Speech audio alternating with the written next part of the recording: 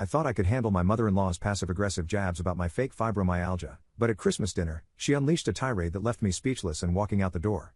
My husband, Mark, stood up for me in a way I never expected, but now I'm wondering if his family's sudden apologies are genuine or just damage control. Can I ever trust them again? I'm going to start by saying I have fibromyalgia and chronic fatigue syndrome, diagnosed 4 years ago after months of testing and seeing multiple specialists. It's not something I talk about much because, honestly, most people don't understand invisible disabilities. I've learned it's easier to manage quietly than deal with opinions about what I should or shouldn't be able to do. My husband, Mark, has been incredible through all of this. He was there for every doctor's appointment, every bad day, every time I had to cancel plans because my body wouldn't cooperate. He's seen me at my worst, when I can barely get out of bed, and he's never made me feel like a burden or like I'm making excuses. Mark's family, on the other hand, is a different story. His mom, Linda, thinks she knows better than everyone about everything. She's not a medical professional, she works in accounting, but she's convinced she understands chronic illness better than the rheumatologists and neurologists who treat me. His dad, Robert, just goes along with whatever Linda says, and his sister, Jessica, is the golden child who can do no wrong. They've made comments before, little passive-aggressive jabs about how I'm always tired or how convenient it is that I get sick during family obligations. Mark usually shuts them down quickly, so I figured they were just typical difficult in-laws. The problems escalated about 6 months ago at Mark's cousin's wedding. I'd been pushing myself all week to attend because I knew it was important to Mark, but by the reception, I was in so much pain I could barely sit upright. My joints felt like they were on fire, and the fatigue was so overwhelming I couldn't follow conversations. Mark took one look at me and said we needed to go home. He was sweet about it, told his family I wasn't feeling well, and we left quietly. But after we left, Linda spent the night telling everyone I was being dramatic and that there was nothing wrong with me. She even said I was probably jealous of the bride's attention and had a pattern of making everything about me. Mark found out from his cousin a few days later and was furious. He called his mom and had a heated conversation, telling her she was out of line and needed to educate herself about chronic illness. Linda doubled down, saying she'd researched fibromyalgia and decided it wasn't real, just something doctors diagnose when they can't figure out what's wrong. She suggested I was depressed or lazy and that Mark should encourage me to see a therapist instead of wasting money on specialists, enabling my victim mentality. I was hurt but not surprised. Linda's the type who thinks she knows better than experts, whether it's doctors, teachers, or anyone with actual qualifications. Things got worse from there. Linda started making frequent comments about my health whenever we saw them. She'd joke about how I needed to toughen up or how young people today are so fragile. She'd ask Mark, in front of me, if I was feeling up to activities, with a vague, concerned tone that made it clear she thought I was ridiculous. She even sent Mark articles about exercise and positive thinking for managing pain, with notes about how I should try harder. The breaking point came at Christmas dinner this year. Mark and I drove to his parents' house on Christmas Eve, planning to stay through Christmas Day. I'd been having a good week pain-wise, so I was optimistic. I even cooked Mark's favorite dessert to contribute and show I was making an effort. We arrived around 6 p.m., and everything seemed normal at first. Linda was her usual passive-aggressive self, but nothing worse than I expected. Dinner was going well, I was feeling okay and keeping up with the conversation. Mark was relaxed and happy, which always makes me feel better. Jessica was telling stories about her new job, and even Linda seemed in a decent mood. Then Robert started talking about his back pain from yard work a few weeks earlier. Linda was sympathetic, telling him to see a doctor and offering to pick up his prescription. That's when Jessica decided to chime in. She looked at me and said, "Well, maybe you can give Dad some tips on dealing with chronic pain since you're such an expert." Her tone wasn't genuine, but I tried to answer diplomatically, saying back injuries and fibromyalgia are different, but that I understood how frustrating pain can be, and suggested he see a specialist.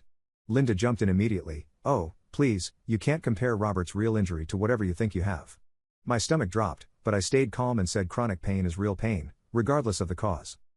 That's when Linda let loose. She said she'd been biting her tongue for years but was tired of watching me manipulate her son with my fake illness. She claimed fibromyalgia wasn't real, just something doctors made up to placate hypochondriacs, and that I was using my supposed disability to get out of responsibilities. She said Mark was enabling me by treating me like I was sick. She went on about how people in her generation didn't have the luxury of claiming they were too tired or sore to function, and that I needed to grow up and stop playing the victim. Then she looked right at me and said, "I know exactly what you're doing. You're not fooling anyone. This is all in your head, and everyone can see it. You just want an excuse to be lazy and have everyone cater to you. Well, I'm not going to pretend anymore that there's something wrong with you." Update. The room went silent, everyone staring at me, waiting for my reaction. I felt humiliated, angry, and devastated, but also a strange, calm clarity. I realized nothing I said would change Linda's mind, and arguing would just give her more ammunition. So, instead of defending myself or explaining my diagnosis, I said, "Excuse me," pushed back from the table, and walked to the front door. Mark followed, asking where I was going and saying he'd handle his mother. I told him I was going home and that he should stay with his family. He wanted to come with me, but I said I needed space and time to think. He looked torn, but I was already out the door, heading to my car. The 3-hour drive home was surreal. I felt numb but also strangely relieved. I'd been walking on eggshells around Linda for so long, trying to prove I was worthy of her acceptance, that I'd forgotten how exhausting it was to constantly defend my existence. I got home, turned off my phone, and sat in the quiet. It was peaceful in a way I hadn't expected. About 3 hours later, Mark called, crying, which scared me because he never cries. He apologized profusely for his mother's behavior, saying he should have shut her down sooner. Then he told me what happened after I left. Linda tried to act like nothing had happened, saying I was being dramatic as usual and suggesting they continue dinner. But Mark wasn't having it. He stood up and told his family exactly what fibromyalgia is, how it's diagnosed, and what my daily life is like. He explained that I take multiple medications, see specialists regularly, and have extensive medical documentation. He described days when I could barely move but still pushed myself to work and take care of our home. Then Mark did something I never expected. He pulled out his phone and read from reputable medical sources about fibromyalgia, how it affects the nervous system, causes widespread pain and fatigue, and is recognized by every major medical organization. He talked about brain scans showing how people with fibromyalgia process pain differently and how it often occurs alongside autoimmune conditions. He also revealed something I hadn't shared with his family. A few months ago, I went to the ER for a severe flare-up that left me unable to move without excruciating pain. The ER doctor was dismissive at first, assuming I was drug-seeking, but after tests and reviewing my medical history, he apologized and admitted he'd been wrong about fibromyalgia being fake. Mark told them how humiliating it was for me to be treated like a criminal when I was genuinely suffering. Mark also shared that over the past year, I'd missed or left early from family events 7 times due to my health, but attended over 20 others without complaining or making anyone uncomfortable. He said I'd cooked for their family, brought gifts to every birthday and holiday, and been polite even when they made hurtful comments. Jessica was the first to crack, crying and saying she had no idea how bad things were and felt terrible for her jokes and comments. She admitted she'd thought fibromyalgia was just an excuse for depression, but that Mark's explanation of the science made her realize how ignorant she'd been. Robert was quiet before admitting he'd gone along with Linda's opinions without researching. But Linda doubled down, insisting doctors don't understand chronic pain and that people in her day just dealt with discomfort without fuss. That's when Mark dropped the bombshell that destroyed the evening. He said watching his mother attack the woman he loves for something she can't control made him realize he couldn't continue relationships with people who were actively cruel to his wife. He told them that unless Linda genuinely apologized and educated herself about chronic illness, he wouldn't attend family gatherings. He'd rather spend holidays alone with me than watch his mother tear me down.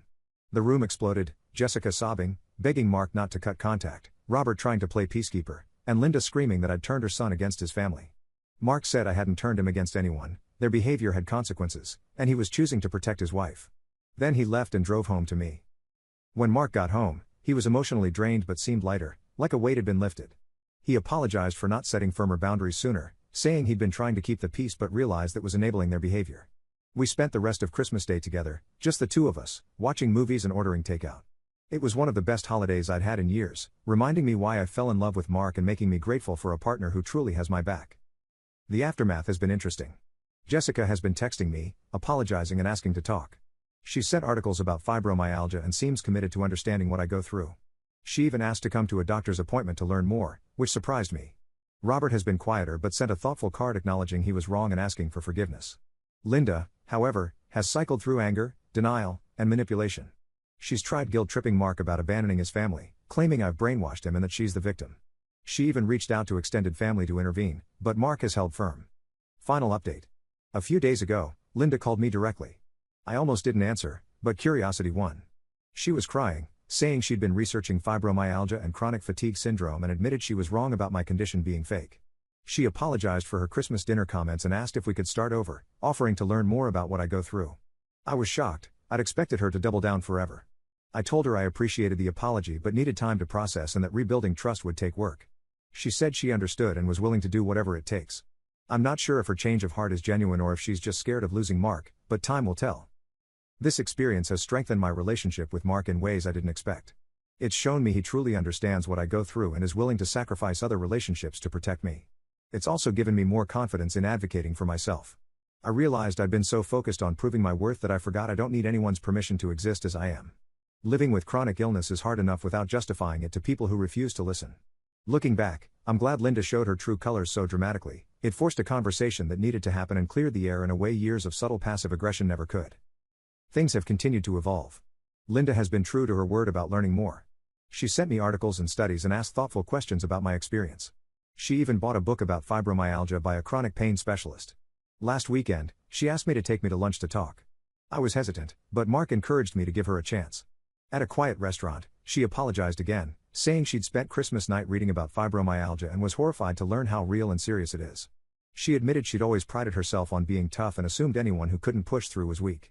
She said she'd never considered the levels of pain and fatigue I deal with and acknowledged her comments were cruel and inexcusable.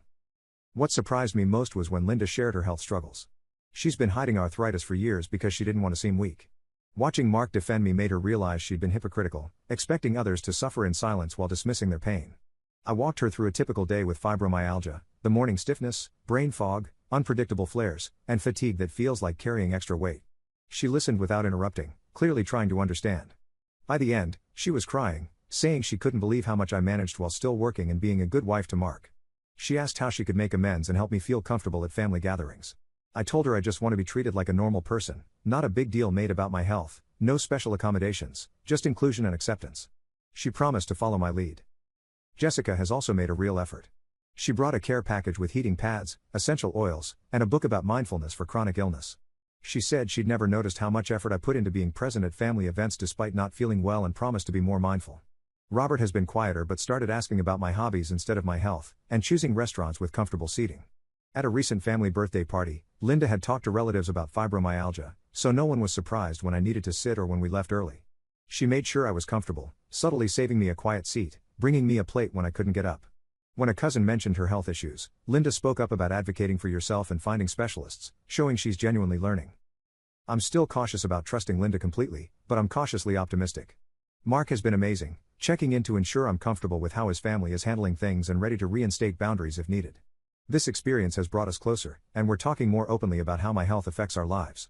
I'm learning that standing up for myself sometimes means walking away and letting consequences speak for themselves. Most importantly, I've stopped feeling like I need to prove my worth to people who don't want to understand. I'm grateful for those who support me, and I'm letting go of the need for universal approval.